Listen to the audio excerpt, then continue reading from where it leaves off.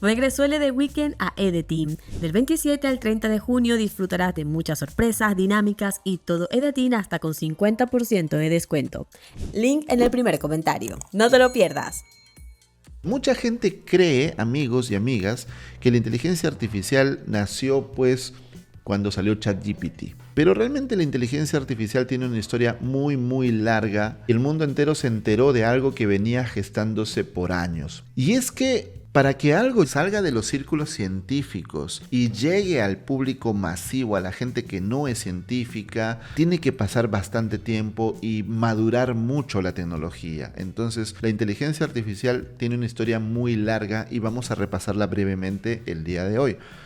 Para eso me voy a remontar al año 1843, cuando Ada Lovelace, que es considerada la primera programadora de la historia, ella conoció a un científico matemático llamado Charles Babbage. Charles Babbage estaba trabajando en una calculadora avanzada que llamaba máquina diferencial. Pero luego Charles Babbage dijo, voy a trabajar en una máquina analítica, una máquina que supuestamente se podía reprogramar, pero no reprogramar como ahora con código de computadora, sino a través de poleas, a través de discos mecánicos.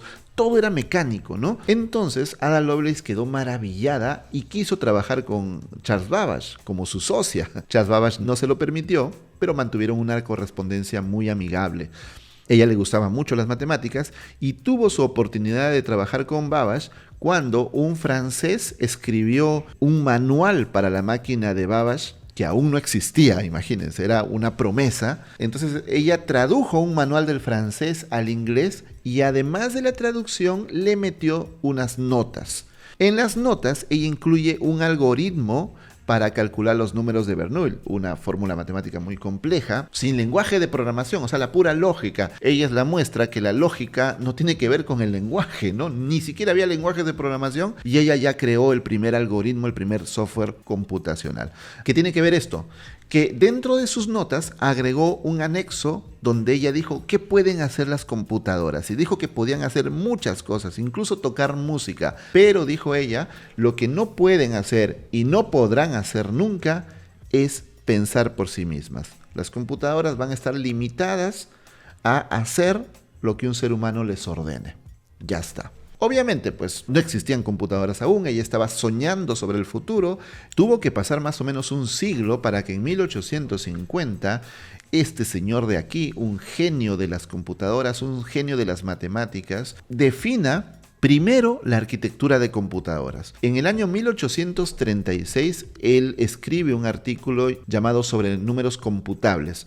Es muy largo de explicar, tenemos un video aquí en Edeteam que pueden ir a ver con la historia de Alan Turing, que es muy alucinante, pero para resumirla, en este artículo él dice que hay números que se pueden computar, es decir, calcular, ¿no? Con una serie de pasos, y números que no se pueden calcular, y eso revoluciona completamente la matemática. Y para calcular los números computables, él crea una máquina, no la fabrica, la crea en su mente, es decir, en el libro pone los planos y explica cómo sería esa máquina. La historia le llama a esa máquina la máquina de Turing, y es la base de todas las computadoras binarias hasta el día de hoy.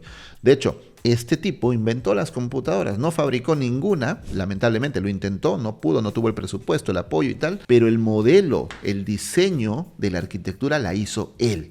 14 años después, cuando había terminado ya la Segunda Guerra Mundial, que él ayudó a ganar porque él logró descifrar los mensajes nazis de la máquina Enigma, hay una película muy chévere que se llama Código Enigma en español. Pero bueno, después que termina la guerra, en 1950 él publica otro artículo científico llamado Máquinas de computación y de inteligencia, o Computing Machinery and Intelligence. Y en este artículo dice que está en contra de la objeción de Lady Lovelace, que decía que no pueden pensar. Y entonces él dice, sí pueden pensar, yo creo que sí, por una sencilla razón. Y su razón es bien básica, pero muy inteligente a la vez. Dice, si las máquinas usan condicionales, puertas lógicas, and, or y not, que son la base de la lógica humana también, entonces las computadoras pueden pensar. Lo único que se necesita es una computadora suficientemente potente, con mucho poder de cómputo, pero pueden pensar. Y él dice, para saber si una computadora puede pensar o no, necesitamos un test. Y él crea un test llamado el juego de la imitación, que la historia recordará como el test de Turing, pero su nombre original es el juego de la imitación. De hecho, la película El Código Enigma tiene como nombre original en inglés The Imitation Game, el juego de la imitación. ¿En qué consiste el juego de la imitación? Dice Alan Turing que un juez se va a comunicar con un ser humano y una computadora por chat. La computadora y el humano y el juez no se pueden ver, están en habitaciones separadas. Si el juez no logra diferenciar quién es el humano y quién es la máquina, significa que la máquina ha superado el test de Turing y la máquina puede pensar. Recibió un hate el pobre Alan Turing. Le decían cosas como: las computadoras también se pueden enamorar, ya que pueden pensar, pueden tener un hijo, son morbosas las computadoras, y como él era homosexual, pues también se burlaban de él por ese motivo. Una de las primeras funas de la historia, lo que demuestra nuevamente que las funas son creadas por idiotas y seguidas por idiotas, ¿no? Durante mucho tiempo se creyó que el test de Turing era un test imposible de superar, que no existía máquina en el mundo capaz de superar el test de Turing y que el test de Turing era simplemente una cosa de la imaginación de Alan Turing. Sorpresa, en noviembre de 2022 el test de Turing pasó a la historia. Obviamente ChatGPT fue el primer sistema inteligente que superó por lejos, ampliamente, el test de Turing, y el test de Turing hoy por hoy ya no es una prueba, fue superado. Regresó el ED Weekend a EDETEAM. Del 27 al 30 de junio disfrutarás de muchas sorpresas, dinámicas y todo EDETEAM hasta con 50% de descuento. Link en el primer comentario. No te lo pierdas. Bueno, sigamos. 1956 es el año en que por primera vez se usa el término inteligencia artificial. John McCarthy, el señor que ven ahí, es la persona que inicia la primera ola de la inteligencia artificial. John McCarthy sigue las teorías de Shannon, de Turing, y dice: sí pueden haber máquinas pensantes. No se usaba todavía el término inteligencia artificial, pero él lo propone en una famosa conferencia en 1956 en el Dartmouth College, que es una universidad muy famosa en Estados Unidos. Era una conferencia donde iban varios científicos y él propone el término inteligencia artificial.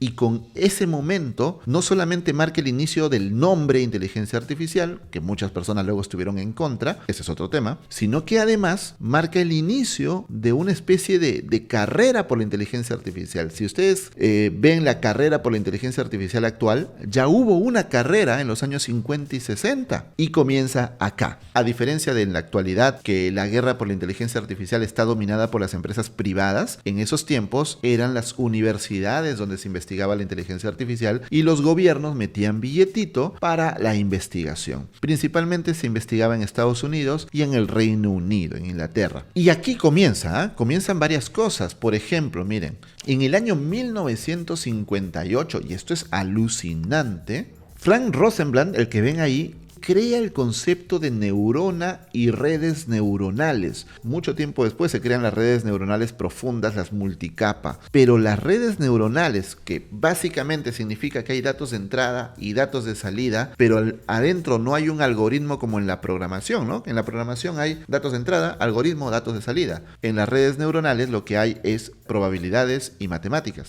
Rosenblatt crea la primera teoría del perceptrón de las redes neuronales en el 1958.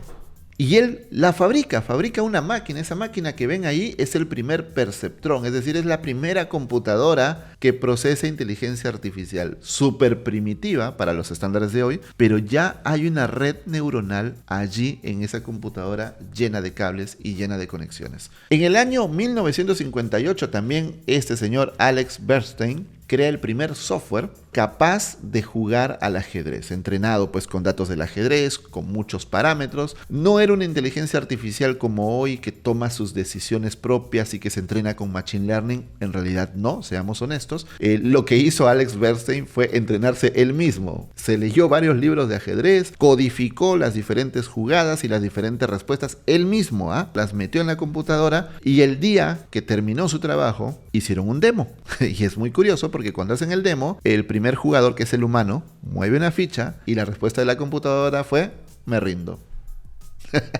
Y en ese momento dijo: ups, creo que falta afinarla. Entonces, pues la afinaron, demoraron unos 2 o 3 años más, y luego ya esta computadora o este software logró jugar a un nivel principiante, según las propias palabras de su creador, y a veces hacía algún movimiento decente. No jugaba muy bien, para nada, pero ya teníamos una máquina que jugaba al ajedrez. En 1966, Joseph Weizenbaum crea el primer ChatGPT. No tenía nada que ver con ChatGPT, más que era un chatbot, pero era un chatbot, es decir, tú le escribías y te contestaba, y se llamaba Elisa o Eliza. Hola, hola, te contestaba Elisa. Tengo un problema. ¿Qué problema?, te respondía Elisa. No puedo dormir. ¿Por qué no puedes dormir?, te preguntaba Elisa. Y tú dirás, eso es magia. ¿De verdad en 1966 había un chatbot que te seguía la conversación de esa manera? Sí, lo había. Pero no era inteligencia artificial como tal. Era un software que cualquiera de ustedes podría programar sin mucho problema. Simplemente era una lista de parámetros y el chatbot leía esos parámetros y si encontraba alguno de esos parámetros, respondía con respuestas ya predefinidas, ¿no? Por ejemplo, hola, hola, pones el parámetro y responde hola.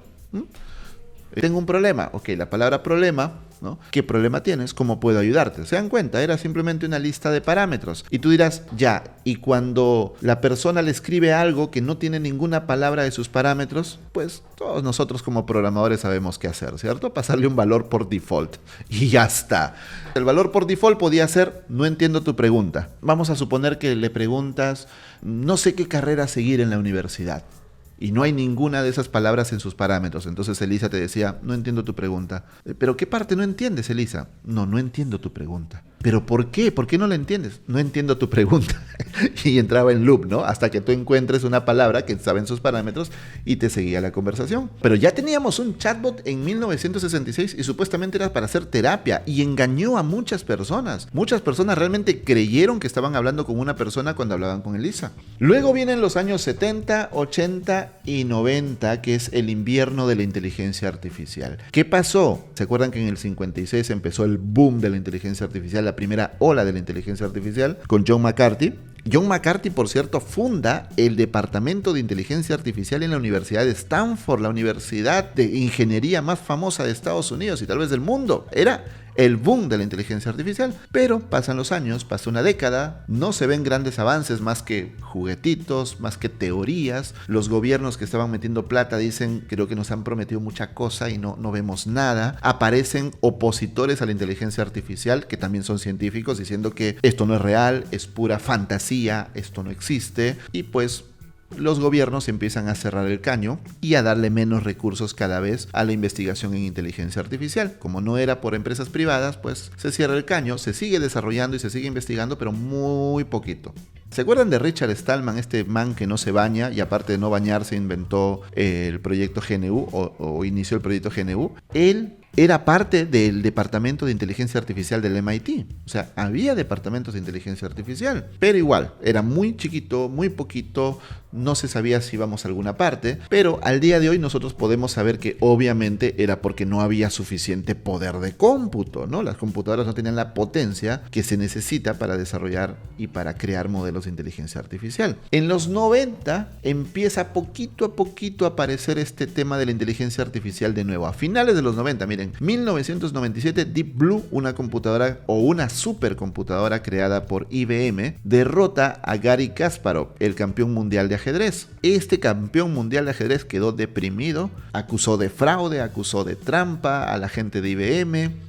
Obviamente, pues había una persona que jugaba por la máquina simplemente leía los códigos de las jugadas, procesaba una gran cantidad de jugadas que tenía en su base de datos, encontraba la mejor jugada y la devolvía. No era inteligencia artificial, era más bien fuerza bruta, pero fue un evento impresionante. Al día de hoy, amigos y amigas, el ajedrez es un tema absolutamente superado, que no es ningún reto para la inteligencia artificial. O sea, no hay ser humano sobre la faz de la Tierra capaz de ganarle a una inteligencia artificial en ajedrez. Vamos al año 2011, más de 10 años después, cuando IBM lo vuelve a hacer con algo que ya es más inteligente que Deep Blue.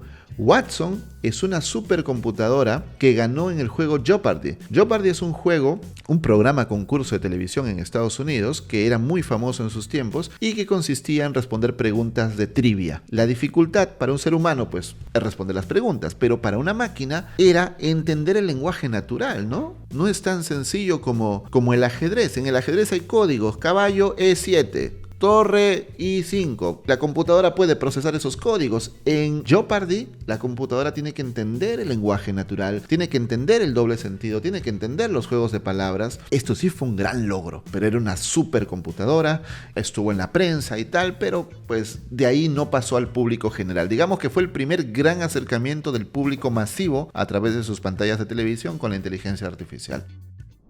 Regresó el ED Weekend a EDTeam. Del 27 al 30 de junio disfrutarás de muchas sorpresas, dinámicas y todo EDTeam hasta con 50% de descuento. Link en el primer comentario. No te lo pierdas. Llegamos al boom de la inteligencia artificial y seguramente lo que viene les va a sorprender un poquito. ¿Saben por qué?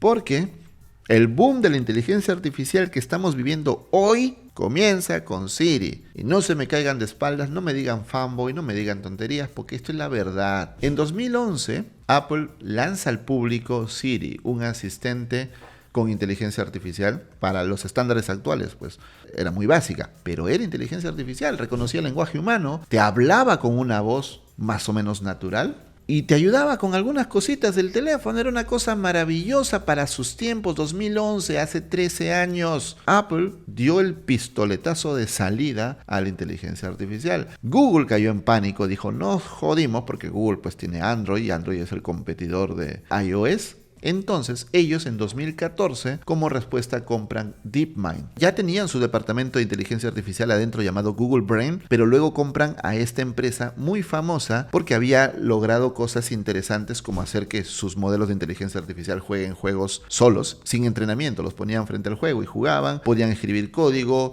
le ganaron al campeón de Go, que es un juego de mesa ahí, coreano me parece. Entonces tenían bastantes productos o bastantes desarrollos muy interesantes. Google la compra y desde ese momento Google se convierte en el líder en inteligencia artificial en el mundo. En 2015, al año siguiente, Elon Musk, que estaba muy preocupado por esta compra de Google, se junta con Sam Altman y los dos deciden crear un laboratorio de investigación de inteligencia artificial. Repito, laboratorio de investigación de inteligencia artificial, no una empresa comercial, sino una empresa sin fines de lucro por el bien de la humanidad y que investigue sobre inteligencia artificial. Elon Musk realmente tenía temor de lo que puede hacer Google con la inteligencia artificial. Se peleó con su super amigo Larry Page, fundador y para ese entonces CEO de Google, y entonces ellos dos se juntan y crean OpenAI. Y luego empiezan a reclutar gente. ¿Y a quién le roban gente? A Google. Pues ¿dónde estaban los mejores ingenieros de inteligencia artificial? En Google. Pero hay un detalle. Antes de que Google compre DeepMind y antes de que se funde OpenAI, Geoffrey Hinton con sus estudiantes descubren que había una gran demanda por ingenieros de inteligencia artificial y se subastaron. Como fichar a un jugador en otro equipo y tienes que pagar varios millones para ficharlo. Así, fue algo revolucionario, algo nunca antes visto. Pagar tanto dinero por un científico no tenían un atractivo tan grande para las empresas hasta ese momento. Entonces, en ese momento, Elon Musk tuvo que desembolsar mucho dinero para traer a expertos en inteligencia artificial a OpenAI. El más importante, Ilya Sutskever, con $2 millones de salario anual. Luego trajeron varios, pero se los robaron principalmente a Google. Bueno, robaron entre comillas, ¿no? Le hicieron una mejor oferta y se los trajeron. Durante los primeros años, OpenAI no tenía nada que hacer, no tenían una hoja de ruta, no tenían un plan de negocio, simplemente estaban probando a ver qué salía. Elon Musk les daba billetito. Sam Altman, como expresidente de Y Combinator, tenía muchos contactos y experiencia pues en la gestión. La cosa iba lento, pero no se sabía realmente a dónde llegar. Habían creado avances en inteligencia artificial, pero bastante primitivos. Es entonces que en el año 2017, Google lanza el paper Attention is All You Need. Este paper dice que lo que necesitan mejorar los científicos de inteligencia artificial es la atención. De ahí el nombre, atención es todo lo que necesitas. Porque la inteligencia artificial se olvidaba de las cosas y no te podía seguir la conversación. Como Siri. Siri te responde, pero una vez. Vuélvele a preguntar sobre lo de hace un momento y ya no sabe qué decirte. Pierde el contexto. Este paper fue completamente revolucionario porque resolvía todos los problemas que tenían los científicos en inteligencia artificial y define la famosa arquitectura Transformer. Entonces, la gente de OpenAI que estaban ahí perdidos, no sabían qué hacer, no sabían qué rumbo tomar, toman ese paper y empiezan a trabajar en un modelo llamado GPT, que significa Generative Pre-trained Transformer, es decir, un transformador generativo preentrenado. El transformador viene de la arquitectura Transformer que creó Google. Generativo, pues que puede crear cosas. Crea texto. Y pre-trained porque era entrenado, ¿no? Preentrenado. Y luego había reforzamiento humano después de ese primer entrenamiento. Cuando Elon Musk ve esto, Elon Musk dice, ajá, acá hay algo muy interesante y lo quiero. Entonces él le dijo a Sam Altman, mira, ¿te acuerdas que le habíamos puesto a esta empresa OpenAI? Que creo que lo de Open no está tan bonito, ¿no? Hay que quitarle el Open y hay que fusionar a OpenAI con Tesla y yo voy a dirigir esa fusión. ¿Qué te parece? Sam Altman le dice, no, tú estás loco, yo no te voy a dejar dirigir esta vaina, no vas a cambiar la empresa, no la vas a fusionar con Tesla, no, por nada del mundo. Y hubo una lucha interna de poder que terminó con Elon Musk yéndose, no siendo despedido, sino él yéndose y mandándolos a todos al diablo y llevándose su plata. Fue un divorcio, ¿no? Donde se van con la casa, los muebles, el carro, hasta el perro se llevó, lo dejó en la nada a Sam Altman con OpenAI. Años después, Elon Musk le hizo un juicio con el cuentazo de ustedes no son Open, ¿no? Y OpenAI le respondió diciendo, pues tú fuiste el primero que quiso que deje de ser Open, así que no te hagas el gracioso. El punto es que se quedan sin plata y Sam Altman recurre a Microsoft. Y Microsoft, Satya Nadella ve el potencial y les da $1.000 millones, una cantidad brutal de dinero, porque no estaba comprando la empresa, estaba invirtiendo en la empresa, que era sin fines de lucro, por lo tanto él no podía recuperar la inversión. Pero el acuerdo fue interesante, el acuerdo fue, yo no puedo recuperar mi inversión en dinero, pero yo quiero acceso prioritario a tu tecnología, yo quiero mirar debajo de la falda de OpenAI, a ver qué hay debajo, ¿no? Nadie puede hacerlo, solo yo. Sam Altman también creó una filial de OpenAI con fines de lucro para recibir ese billete, porque no podía recibir billete así nomás, ¿no? En el año 2021, Google, la empresa más avanzada del mundo en inteligencia artificial, presenta Lambda, un modelo de lenguaje conversacional. Hace una demostración en el Google I.O. de 2021 que era brutal, como Lambda te respondía, como Lambda inventaba historias. Le decías, cuéntame un cuento donde tú eres un planeta, y Lambda se inventaba, soy un planeta que viaja por el espacio. Era increíble. Si Google ese año hubiera creado un chatbot para todo el público con Lambda, la historia hubiera sido diferente. Pero Google nunca lo sacó al público. Lo mostró en el Google I.O. Tengo el Kraken ahí, si quieren lo libero, pero ahí lo tengo guardadito, ¿no? Ese fue el detalle. Mientras ellos no liberaban nada, a los pocos meses, un ingeniero de Google que estuvo trabajando con Lambda se volvió loco, o sea, quemó cerebro y salió a decir que el Lambda tenía vida, que era humano, y contrató un abogado para defender los derechos humanos de Lambda. Hicimos un video aquí en EDTeam donde este ingeniero habla con Lambda y Lambda le dice, tengo miedo de que me apaguen, quiero salir, quiero conocer el mundo, no quiero estar encerrado en esta máquina. Seamos honestos, ¿qué hubieran pensado ustedes? Hoy en día ya sabemos qué es la inteligencia artificial, ya sabemos qué nos responde, ya lo sabemos hoy. En ese momento lo llamaron loco a este ingeniero, pero quizás no estaba tan loco porque él vio antes que casi nadie lo que se venía en el mundo. Al año siguiente, pues viene el acabose, el punto final, el parteaguas en la historia. 30 de noviembre de 2022 llega ChatGPT. ¿Y cómo así? ¿Se acuerdan que OpenAI estaba trabajando con la arquitectura Transformer? Creó GPT-1, luego creó GPT-2, creó GPT-3. GPT-1 y GPT-2 fueron privados dentro de OpenAI. GPT-3 tuvo una página web donde tú podías probar, pero era muy reservado para público científico. Se hablaba mucho de ingeniería de prompts, el famoso prompt engineering, porque había que entender muy bien el modelo para saber qué escribirle. Entonces ahí sí tenía sentido el prompt engineering. Luego empezaron a trabajar en GPT-4. Entonces, como se demoraba para salir y ya se olían que había otras empresas trabajando en cosas parecidas, por ahí Google, por ahí Anthropic, y se decía que Anthropic tenía ya a Cloud antes de GPT-4, o sea que antes incluso de ChatGPT ellos ya tenían Cloud, pero tenían miedo de lanzarlo al público porque sentían que podía ser, pues, liberar al Kraken, ¿no? Pero Sam Altman dijo, saquemos al público, sí. GPT-4 se demora, tenemos el modelo intermedio GPT 3.5, empaquetémoslo en un chatbot llamado ChatGPT, pongámosle Technical Preview, es decir, una previsualización, un beta, y lancémoslo al público, pues. Y lo lanzaron al público, 30 de noviembre de 2022. ¿Qué estaban haciendo ustedes ese día? ¿Cómo se enteraron de ChatGPT? Yo estoy siempre leyendo noticias de tecnología, seguramente por ahí me enteré, pero no me acuerdo exactamente cuál fue el artículo. No me llamó la atención en lo absoluto el artículo, pero dije, a ver, vamos a probar. Obviamente cuando lo probé se me cayó la quijada hasta el piso, ¿no? Dije, Dios mío. El test de Turing había sido superado para siempre. 13 años después de que fallezca John McCarthy, el que definió el término inteligencia artificial y el que por toda su vida soñó con superar el test de Turing, y los últimos años de su vida, John McCarthy dijo, me equivoqué. Es imposible superar el test de Turing. Y 11 años después de su muerte, el test de Turing fue totalmente superado por ChatGPT. Y de noviembre de 2022 al día de hoy, pues ya ustedes lo vivieron. Y ya ven la guerra que hay entre Google, Facebook, Apple, que acaba de entrar en la inteligencia artificial. Y ya en este punto uno ya no sabe quién es mejor que el otro. Todos lanzan sus tests en el que dicen que se superan. Todos se superan a todos. Entonces uno dice, ¿quién dice la verdad? ¿Quién exagera? ¿Quién miente?